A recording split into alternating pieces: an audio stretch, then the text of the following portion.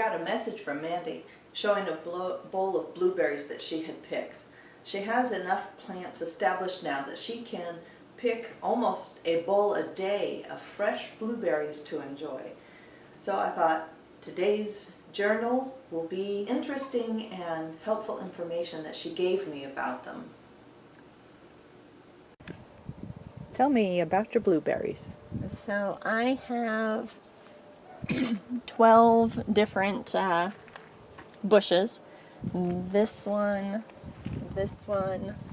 and the one over here are the oldest. This is their 5th year alive in my yard.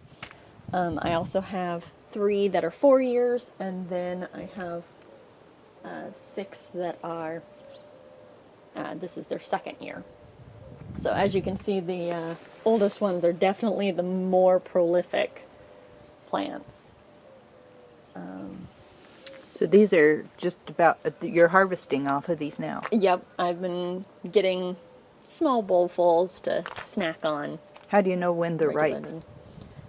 They turn a dark blue, and sometimes it's hard to tell because they've got this powdery thing, but if you rub it against close to the stem, if it's a blue color, then it's fine. If it is still not quite ripe, it will actually have a purplish tinge, like there, you can see. And so there's some back there too. Are those the ripe color? These ones, you can kind of see the purplish tinge, so I'm thinking that they're not quite. See how they're, that one has the purple, so it's not quite right.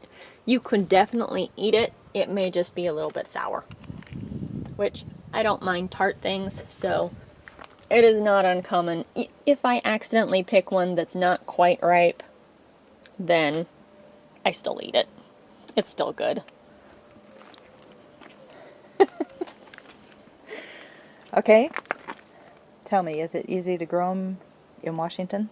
Yes, surprisingly. I put these 6 against the house because I wanted to make sure that they could get enough heat so that they didn't freeze, and they've really liked this location. One of the important things is they do have shallow roots, and so you want to make sure that they're not being crowded out by a bunch of weeds. So I actually lay down grass clippings or leaves to kind of keep the weeds from sprouting next to them. And then they also love water. They would be happy to have a lot of irrigation flowing, so a lot of times I'll water them extra as opposed to the rest of the garden. So is that why you have a rain barrel near them to catch the water? Well, the rain barrel is there out of necessity because that's where the gutter drops off. So it fills there. If the rain barrel wasn't there, this whole area would be flooded, and I think that might be too much for the blueberries. So I'd rather fill the water bucket and then kind of even out the water as it's being dispersed. But then you're able to dip out the water and just pour it right here on the bushes. Yep. To give them a little bit extra. So those are the 3. What about this blueberry over here?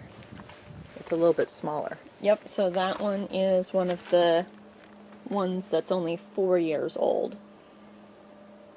And I see you've got the leaves around the base there too, to block out any other plants. Yes. Right? Except you've got some little strawberries. Yeah. Companion planted. Oh, they were there before I planted the blueberry, and they just kind of, they send their runners. So if they get too Invasive. invasive, I will rip them out, but as long as there's only one or two, I figure that they might actually produce something since they have the water from the blueberry. Pretty much the only plant that I have to really watch for is the California poppy, which is here. It has a single taproot, but the bush can become really large. So on the one hand, it's kind of nice in that if you let it produce, it blocks out the whole area. It doesn't allow any other weeds to grow up because it is so bushy. But once the seed pods start to form, which that's about what they look like, once those start to form, then you can rip the whole plant out and it leaves the whole space open because nothing else was able to grow underneath it. But you definitely want to rip it up before the seed pods come because otherwise you are going to have a ton of California poppies. So this area looks like it has blueberries. Yep, so these are actually the blueberries that I planted last year. I have 3 different varieties interspersed. I wanted to expand my blueberry options because I really enjoy that fruit. And surprisingly, they have already started producing. Some of them only gave me 1 or 2 berries, but like this one you can actually see has quite a few. And I'm really hopeful that they will grow quite nicely for the future. You've only gotten a couple off of some of them, but have you noticed any difference in the blueberries between these and your other blueberry types? Well, these ones are definitely smaller, although they're actually quite sweet in their small stage. One of the things that I did notice, because these I built a cinder block bed and filled it with some compost mixed in with the soil. And what I found is that this bed seems to almost dry out sooner than the ones against the house because they get so much more sun. So I'm hoping that that will be a good thing versus a bad thing, but it does mean that I have to be proactive on making sure that they have plenty of water. So I notice here in your blueberry bed that you have, what is that on the ground? Because there's no weeds here. Very few weeds. So I actually, when I first planted them, I used a mulch from shredded grapevine into the bed, and once that deteriorated, I actually, this last fall, I had gone to the leaf exchange that was done by our extension office, and so I got quite a few bags of leaves, and so one of them had this really fine